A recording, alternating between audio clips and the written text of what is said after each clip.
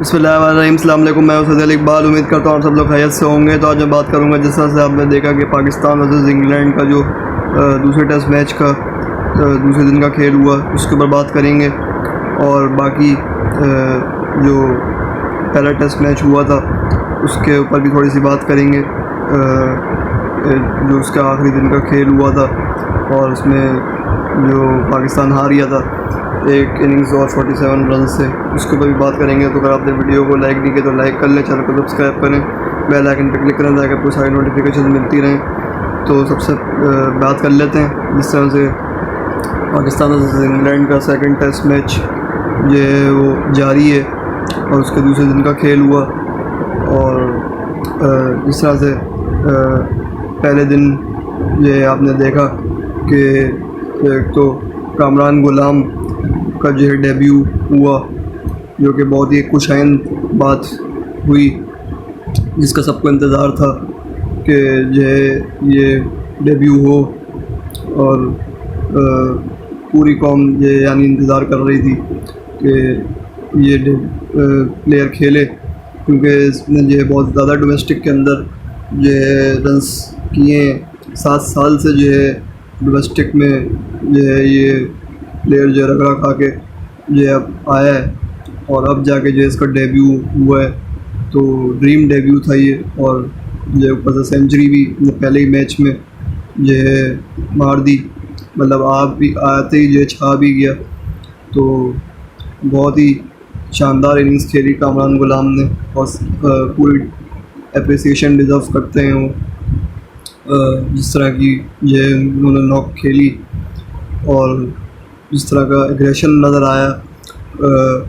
जो ना सिर्फ उनकी इनिंग्स के अंदर बल्कि उनके एटीट्यूड के अंदर भी, जिस तरह से उन्होंने सेलिब्रेट किया जो सेंचुरी जब उन्होंने की है, तो उसके बाद ये जिस तरह से उन्होंने सेलिब्रेशन की, तो उससे ये आपको अंदाज़ा होता है कि कितने जो है वो पैशनेट हैं अपनी गेम को लेकर, और कितना ज़्यादा जो है उनको प्यार है अपनी इस सितारे से जो जिसके लिए वो खेल रहे हैं, और अपने मुल्क से कितना प्यार है और कितने शिद्दत से जो है वो चाहते हैं, और हमेशा से जो है उनकी ख्वाहिश रही होगी। ज़ाहिर सी बात है कि जो है पाकिस्तान से जो है वो खेलें जब वो टेस्ट टीम से, जो कि बहुत ही ऑनर की बात है। हर प्लेयर को जो है ये मौका नहीं मिलता, लेकिन उनको ये मौका मिला और उन्होंने दोनों हाथों से उसको जो है यूटिलाइज़ किया है। और ज़ाहिर सी बात है उनके ऊपर प्रेशर भी था, एक आउटसाइड मीडिया का जो है वो बहुत ज़्यादा उनके ऊपर प्रेशर था। और अगर वो जो फ्लॉप हो जाते हैं, ज़ाहिर सी बात है तो उनके ऊपर बहुत ज़्यादा बातें होनी थी, लेकिन ये बिल्कुल उसकी परवाह किए बगैर उन्होंने ऐसा लगा कि जो ये इनिंग्स खेली, और इसलिए भी उनके लिए स्पेशल मेरे ख्याल से नॉक थी कि जो उनके वालिद साहब भी जो स्टेडियम में मौजूद थे। तो बहरहाल उनको बहुत बहुत मुबारकबाद उनकी पहली सेंचुरी के ऊपर ही, और उम्मीद करते हैं कि जो आगे भी इसी तरह वो रन्स के अंबाल लगाएं और पाकिस्तान के लिए जो है मैच विनिंग परफॉर्मेंसेस दें, क्योंकि जिस नंबर के ऊपर ये खेल रहे हैं वो चौथे नंबर के ऊपर, तो उस नंबर के ऊपर जो बाबर आजम ये यूजुअली खेलते हैं, लेकिन ज़ाहिर सी बात है उनको ड्रॉप कर दिया गया, जो कि एक बहुत बड़ी हेडलाइन बनी पाकिस्तान क्रिकेट के अंदर, ना सिर्फ बल्कि वर्ल्ड क्रिकेट के अंदर। और बहुत उस पर ये तनकीद भी हुई, मैंने देखा फॉर्मर क्रिकेटर्स जो कि पाकिस्तान के भी हैं और बाकी दूसरे मुल्कों के भी हैं, जैसे कि नासिर हुसैन हैं, उन्होंने बहुत ज़्यादा क्रिटिसाइज़ किया कि मतलब इतने सीनियर प्लेयर को ड्रॉप किया गया और उसकी जगह कामरान गुलाम को जो खिलाया जा रहा है। तो क्या ये सही थी ये कॉल लेना इस टाइम पे, जबकि जो आपकी टेस्ट सीरीज़ है वो बिल्कुल मिडवे में है और बड़ा इम्पोर्टेंट टेस्ट मैच जो है वो चल रहा है। क्या उसमें जो ड्रॉप करना चाहिए था इस तरह की ये उन्होंने क्रिटिसिज्म की, और माइकल वॉन ने भी, जो कि इंग्लैंड के फॉर्मर क्रिकेटर हैं, उन्होंने भी क्रिटिसिज्म किया। तो बहुत ज़्यादा उस पर बैकलैश आ रहा था, जो कि मेरे ख्याल से बिल्कुल भी जस्टिफाइड नहीं है और बड़ी नाइंसाफ़ी है। मैं कहूँगा कामरान गुलाम जैसे एक डेब्यूटेंट प्लेयर के साथ कि जो है उसके बारे में इस तरह की जो है बातें हो रही हैं उसको लेकर, और ये यहाँ तक कहा गया कि बाबर आजम के बगैर तो जो है क्रिकेट है ही नहीं, और जो अगर वो पाकिस्तान टीम में ना खेलें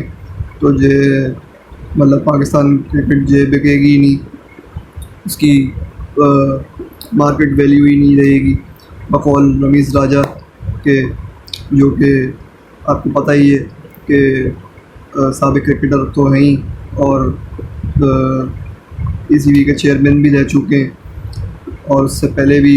मुख्तलिफ़ रोल्स के अंदर जो है वो रहे हैं PCB में,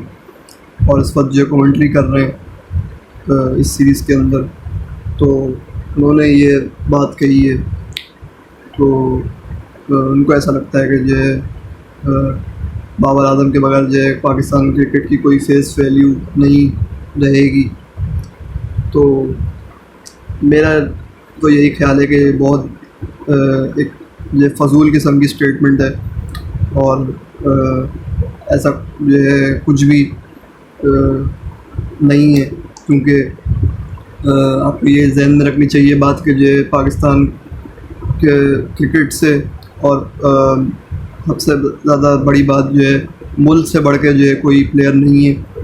और जब मुल्क की बात आ जाए तो जो है फिर कोई भी माई का लाल हो, वो जो है कुछ भी नहीं बिगाड़ सकता आपकी टीम का, और ना आप जो है वो कोई बड़ा प्लेयर हो सकता है। पाकिस्तान के जैसे जो है ये सारे प्लेयर हैं, और अगर पाकिस्तान ये इनको मौका ना देता तो कोई इनको जानता भी नहीं। क्या बाबर आजम, क्या शाहीन आफरीदी, क्या नसीम शाह, जितने भी ये सारे प्लेयर्स ड्रॉप हुए हैं, और ये बिल्कुल जस्ट मैं डिसीजन से बहुत खुश हुआ पर्सनली कि जो है चारों प्लेयर्स को ड्रॉप किया गया, क्योंकि इनको जो है यकीन दहानी कराना ज़रूरी थी, इनको बताना ज़रूरी था कि जो है आपकी जो प्ले पावर है उसका जो है हमें कोई फ़र्क नहीं पड़ता उससे, और जो है पाकिस्तान के लिए खेलें आप, और पाकिस्तान को जो है सबसे पहले रखें, और अगर आपकी परफॉर्मेंस नहीं होगी, आप जो है वो अप टू द मार्क नहीं होंगे बैटिंग में या बॉलिंग में, तो ये आपको स्ट्रेट अवे ड्रॉप कर दिया जाएगा, और ड्रॉप ही किया जाएगा। ये नहीं कि जो है रेस्ट का नाम दे दिया जाए कि एज अ रिस्पेक्ट कि जो है बस ड्रॉप कर दिया गया, तो ऐसा भी कुछ नहीं है, बाकायदा ड्रॉप किया गया आपको। ये रियलिटी चेक देना बहुत ज़रूरी था, जो कि दिया गया है, और बिल्कुल सही किया गया है। जिसको ये बुरा लगे वो 10 रोटी ज़्यादा खा ले, लेकिन ये मुझे एक घंटा फ़र्क नहीं पड़ता कि कौन क्या कहता है इस बारे में, चाहे वो सोशल मीडिया पे कहे या टीवी पे आके कहे। तो बहरहाल बात कर लेते हैं जिस तरह से पाकिस्तान की इनिंग्स आपने देखी, उसमें पाकिस्तान ने 366 रन टोटल स्कोर किए टू बी प्रिसाइज, और कामरान गुलाम ने ये 118 रन की शानदार इनिंग्स खेली। बाकी साइम अय्यूब ने 77 रन की इनिंग खेली, वो भी काफ़ी वेल सेट हो गए थे, और लग रहा था कि जो है बस आज उनका दिन है और वो ये कुछ कर जाएंगे, बड़ा कारनामा अंजाम दे देंगे और सैकड़ा लगा देंगे इस मैच में। लेकिन अनफॉर्चुनेटली वो ये एक बार फिर अपनी विकेट जो थ्रो करके चले गए। खुद से मैं यही कहूँगा कि बहुत ही ये कंफ्यूज्ड किस्म की उन्होंने शॉट लगाई, और मेरे ख्याल से ये उनको वो शॉट लगानी ही नहीं चाहिए थी, या अगर अटैम्प्ट की थी तो जो पूरी अटैम्प्ट पे जाते और प्रॉपर शॉट खेलते, लेकिन सीधा जे कैच जे दे बैठे स्टोक्स को, जो कि कैप्टन है इंग्लैंड की। तो बाकी आमिर जमाल ने जो है कंट्रीब्यूट किया थोड़ा सा, उन्होंने जो 27 एक रन बनाए। तो बाकी ये नुमान अली ने 32 रन बनाए नीचे से आके, जो कि बहुत क्रूशल रन्स थे क्योंकि अचानक से ये विकेटें पाकिस्तान की गिरना शुरू हो गई थी कामरान गुलाम के आउट होने के बाद। तो बहुत ज़रूरी था कि जो कुछ वैल्यूबल रन्स जो ऐड करें नीचे से आके टेल एंडर्स, और ये नुमान अली ने वो काम जो बखूबी किया। थोड़ा और देर टिक जाते तो ज़्यादा अच्छा होता, लेकिन बहरहाल अच्छी इनिंग्स उन्होंने खेली, लेकिन ये आउट हो गए इन दी एंड, और पाकिस्तान जो बोल्ड आउट हो गया 366 पे। और ये फिर इंग्लैंड बैटिंग करने के लिए आया, और वही इन्होंने रवायती अंदाज़ अपनाते हुए, जिस तरह की वो अटैकिंग माइंडसेट के साथ खेलते हैं, उसी तरह उन्होंने खेला। और जैक क्रॉली ने भी जो अच्छे खासे रन्स स्कोर कर लिए थे, लेकिन एकदम से जो नुमान अली ने वो आए और उन्होंने जो उनको कॉट बिहाइंड किया, जिसको जो नॉट आउट दे दिया था एम्पायर ने। लेकिन फिर रिव्यू लेने के बाद ये पता चला कि ये वो आउट था। और उस पर जो सबसे ज़्यादा हैरत की बात ये थी कि जो सबसे करीब जो बंदा खड़ा हुआ होता है स्टम्प्स के पीछे, जिसको सारी आवाज़ आ रही होती है, एक बारीक से बारीक आवाज़ जो उसको सुनाई दे जाती है, चाहे वो एज की हो या फिर जो मतलब विकेट जो बेल्स गिरने की हो, किसी भी तरह की जो आवाज़ हो उसको आ जाती है। लेकिन जो रिजवान साहब थे उनको ये आवाज़ ही नहीं आई, और वो बिल्कुल ऐसा ये दिखा रहे थे जैसे कि ये उनको पता ही नहीं था कि ये आउट था, और आवाज़ ही नहीं आई उनको। जबकि सलमान अली आगा जो उनके साथ खड़े हुए थे, उन्होंने जो बताया शाह मसूद को जाकर के ये मुझे आउट लग रहा है, जिस पे शाह मसूद ने फिर रिव्यू लिया और आपने देखा कि आउट हो गया। तो खैर अब इस पर जो है क्या कहा जा सकता है, ये तो एक बड़ी पुरानी रविश है मोहम्मद रिजवान की, कि जो है वो उस तरह से रिव्यूज़ जो या तो ज़ाया कर देते हैं, बिला वजह रिव्यूज़ लेके जो ज़ाया कर देते हैं, या फिर अब जो ऐसा हो गया कि जो रिव्यू ही नहीं ले रहे हो। हालांकि जो साफ़ इतना बड़ा बड़ा स्पाइक नज़र आ रहा है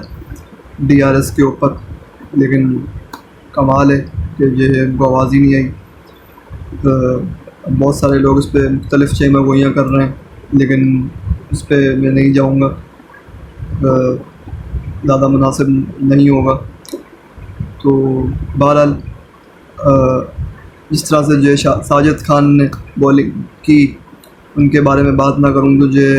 मेरे ख्याल से बड़ी ज़्यादती होगी। आज के दिन के जो खेल हुआ उसमें उनका बहुत ज़्यादा कलीदी किरदार रहा,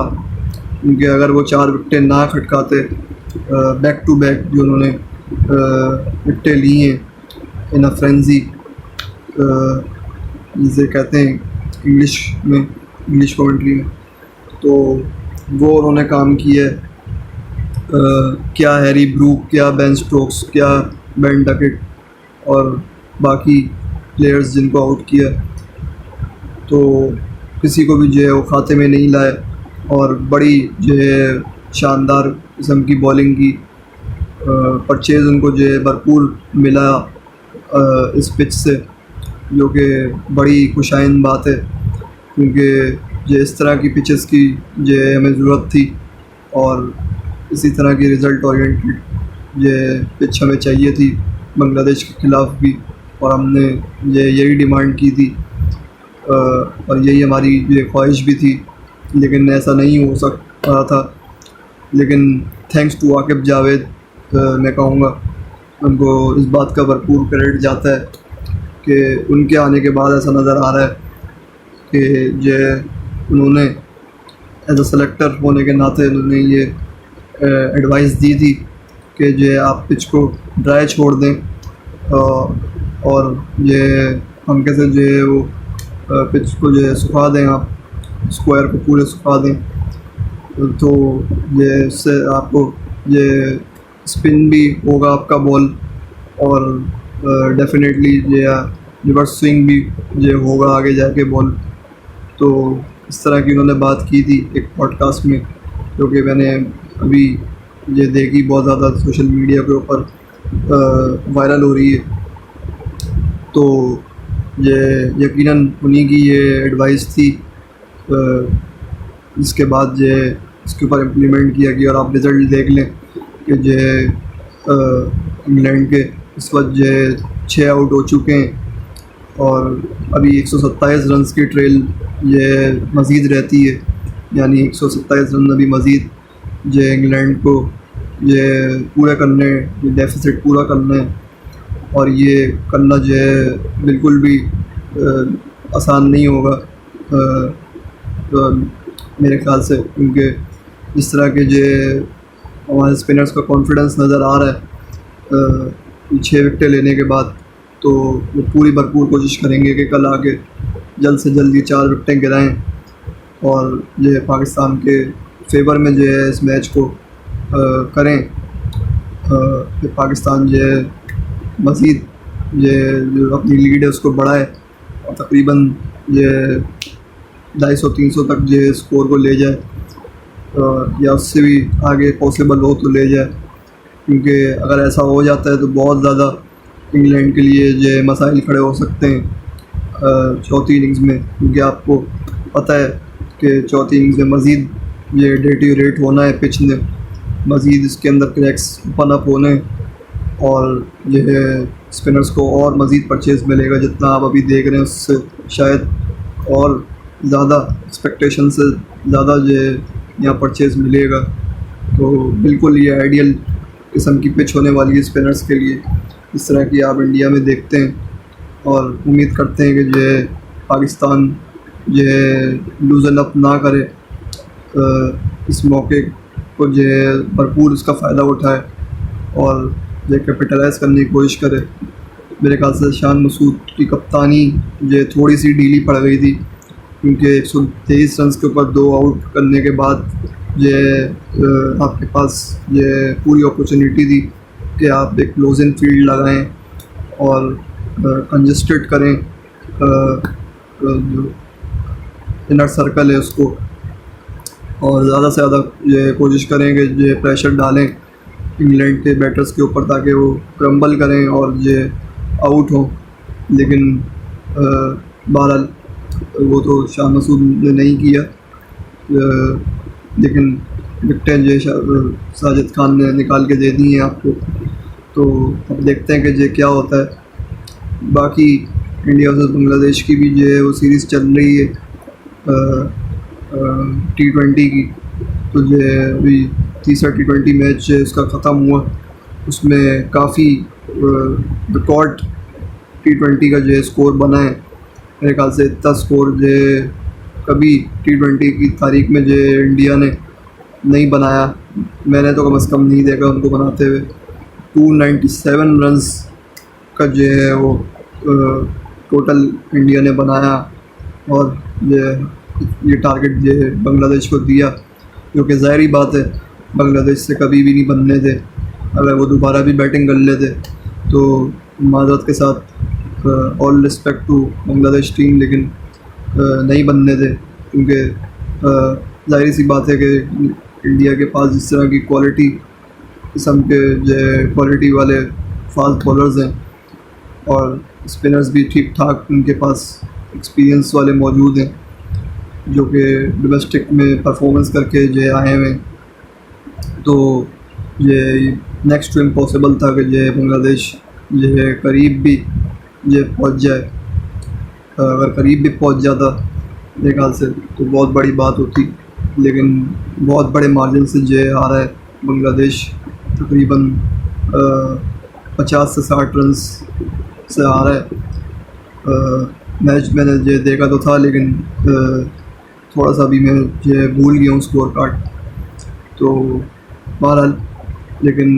लुबे-लुबाब यही रहा सीरीज़ का कि जो हम इंडिया ने जो वो सीरीज़ कॉम्प्रिहेंसिवली जो 3-0 से जीत ली, और अब इंडिया का न्यूजीलैंड के साथ जो टेस्ट मैच शुरू होने वाला है। फ़िलहाल जो शुरू नहीं हो सकता है क्योंकि बहुत ज़्यादा तेज़ बारिश हो रही है बेंगलुरु में, जहाँ पे ये मैच होना है चिन्नास्वामी स्टेडियम के अंदर। तो वहाँ पे ये मैच नहीं हो सका है, और ऑरेंज अलर्ट आपको पता होगा कि जारी हुआ है वहाँ पे। काफ़ी ज़्यादा बारिशें हो रही हैं, शायद मानसून का सीज़न है इस वजह से। तो ये आज तो मैच नहीं हो सका है, लेकिन अब देखते हैं कि जो बाकी के जो चारों दिन है उनमें मैच हो पाता है या नहीं। वैसे तो जो कहा जाता है कि जो काफ़ी वर्ल्ड क्लास फैसिलिटीज़ हैं इस स्टेडियम के अंदर, क्योंकि ये सोकन अप हो जाता है यहाँ पानी खुद ब खुद, इस तरह का सिस्टम है अंडरग्राउंड इस स्टेडियम में। तो देखते हैं कि ये मैच हो पाता है या नहीं। बहरहाल आज के लिए इतना ही। अगर आपने वीडियो को लाइक नहीं किया तो लाइक कर लें, चैनल को सब्सक्राइब करें, बेल आइकन पर क्लिक करें ताकि आपको सारी नोटिफिकेशन मिलती रहें। जल्द मुलाकात होगी। अल्लाह हाफ़िज़।